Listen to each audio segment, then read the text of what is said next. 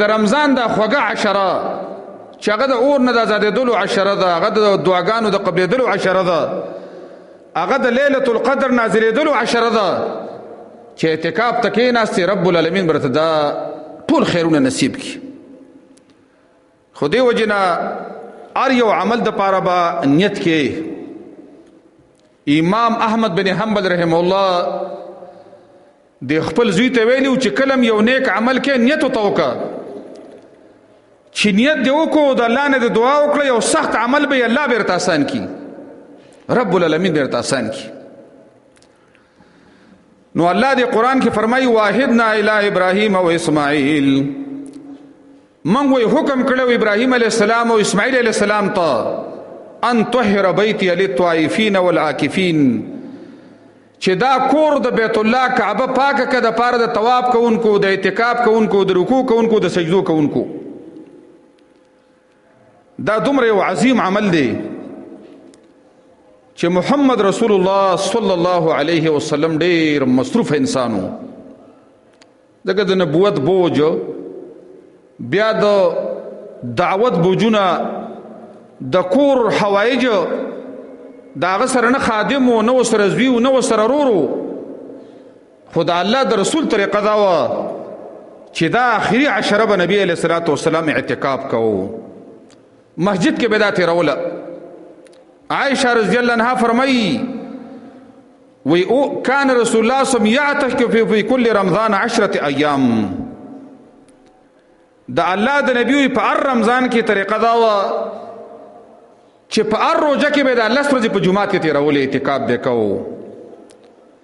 فلما كان العام الذي قبض فيه اعتکف 20 یوما، په کم کال باندې چې د الله نبی وفات کېده 20 ورځې اعتکاف یې وکړو. د الله رسول به وي هر کال اعتکاف کو 10 ورځې، خو چې په کم کال باندې وفات کېده د هغه 63 سال عمر و، نو په دغه رمضان وی محمد رسول الله صلی الله علیه وسلم 20 ورځې اعتکاف وکړو. امام ترمذی او حدیث راغسته دی چې د الله رسول به هر کال اعتکاف کو د آخري عشره په رمضان کې، خو یو کال ته قضا شو، راتونکي کال د الله رسول 20 ورځې اعتکاف وکړو. او بیا چې کله محمد رسول الله صلی الله علیه وسلم وفات شو، نو د هغې نه وروسته به ثم اعتکف ازواجه من بعده، د هغه بیبیانو به د هغه نه وروسته اعتکاف کوو. مسجد نبوي کې به د الله د رسول بیبیانې ناستې او دا اعتکاف به هغوی جاري ساته. اعتکاف دا هغه عبادت دی چې دا ډېر طاعتونه رايوځای کوي، تلاوتونه، منځونه، ذکرونه، دعاګانې، هر یو خیر چې کله ته د اعتکاف ته کېناستې تا ته به الله رب العالمین در نصیب کړي. ځکه د جومات کې ناسته یو عبادت دی، بیا پکې دا منځونه دي، فرض منځونه، د تراویح او د تهجد منځونه، نفل منځونه، اشراق منځونه، بیا د هغې سره د دعاګانو اهتمام او د لیلة القدر سوچ، دا ټول عبادتونه هغه چاته الله ډېر آسان کې څوک چې اعتکاف ته کینی. ابن ماجه یو حدیث په حوالې د مشکات نقل کړی دی،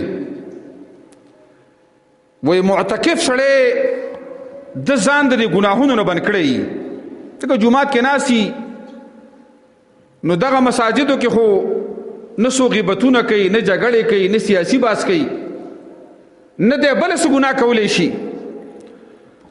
او د ده دپاره په دې نیکو کې داسې نیکۍ لیکلی کېږي که عامل الحسنات کلها، لکه یو سړی چې ټولې نیکۍ کوي، یو سړی حج کې دی، بل عمره کې دی، بل جهاد کې دی، بل دعوت کې دی، بل په علم کې دی.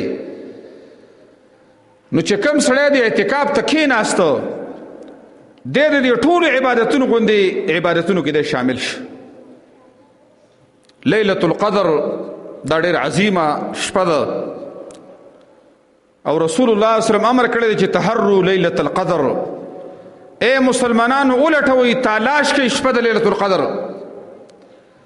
نو کله چې ته اعتکاف کې وي، ستا دا مونځ به م عبادتي، ستا دا ناسته به م عبادتي، ستا دا خوب به م عبادتي.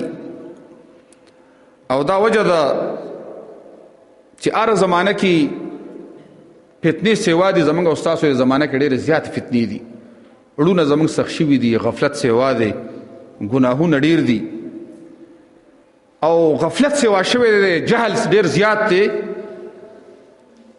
نو څوک چې زمونږ استاسو په دې ملک کې د روژې نه خوند اخلي، خوند او حلاوت، دا په دریو عملونو باندې ډېر ښایسته طریقې سره اخیستلی شي. یو دا ده چې د قرآن کریم په دور تفسیر کې شاملي. تاسو دا دوره یې نه زمونږ د طلبا دا سار 8 بجې کینی قرآن کریم ته 3 بجې بس کی. الله ورته عمل قبول منظور وګرځي. بیا چې مازدیګر منځو کې د خپل سبق واړی، بیا ماوستن بیا په تراو کې قرآن کریم لولي، سار بیا تهجد ته ولاړی. نو چې د دعا نه قبلېږي، د مغفرت نه کېږي، د نه الله نه راضي کېږي، چا نه به راضي شي؟ حلاوت او خوند چې یالی د روژې نه، نو یو طریقې د قرآن کریم دا دور تفسیر دی. دی باندې به تا باندې به روژه الله ولګي، زړه کې به د الله نورانیت پیدا کی. او دویم یو بهترین عمل چې چاته الله نصیب کی چې دی لاړ شي عمرې لا مکې او مدینې منورې ته. ځکه څوک چې دی کې عمره وکړي، د الله نبي فرمایي لکه چې ما څه یو ځای حج کړی، د حج عمره ثواب پکې الله یې ښی دی. بیا هلته مونځ یو په 1 لاک دی، جمع سره یو په 25 لکه شي. نو چې ته لاړې مکې او مدینې ته، ولته اعتکاف کې عبادتونو کې، د دې یو بل حلاوت دی. الله دې موږ او تاسو ته هر کال نصیب کړي او ډېر خوش قسمته خلک هغوی هر کال د اخري عشرې له ځان مکې ته رسوي، بیت الله ته.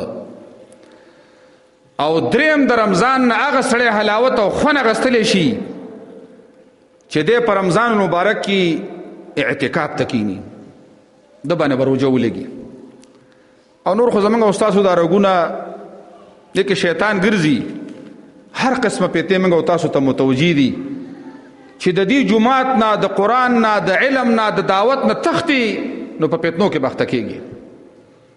او مونږ خو ډېر وروستو خلک یي، خو محمد رسول الله صلی الله علیه وسلم دی صحابه کرامو ته ویلي وو، نبی ژوندی دی، وی زه دا فتنې نه ما چې ستاسو په دې کورونو کې را روانې دي، د پشان د پشکال د باران، کورونو کې، بازارونو کې، ماحولونو کې قسمه قسم فتنې او ګناهونه او لانجې دي. د دغه فتنو او د لانجو نه چې ځان بچ کې، نو د هغې ښه طریقه دا ده چې قرآن ته ګونټه ماته کوي، اعتکاف ته ځان وغورځوه، او دا به د الله نه غواړي، د الله په فضل الله نصیب کېږي.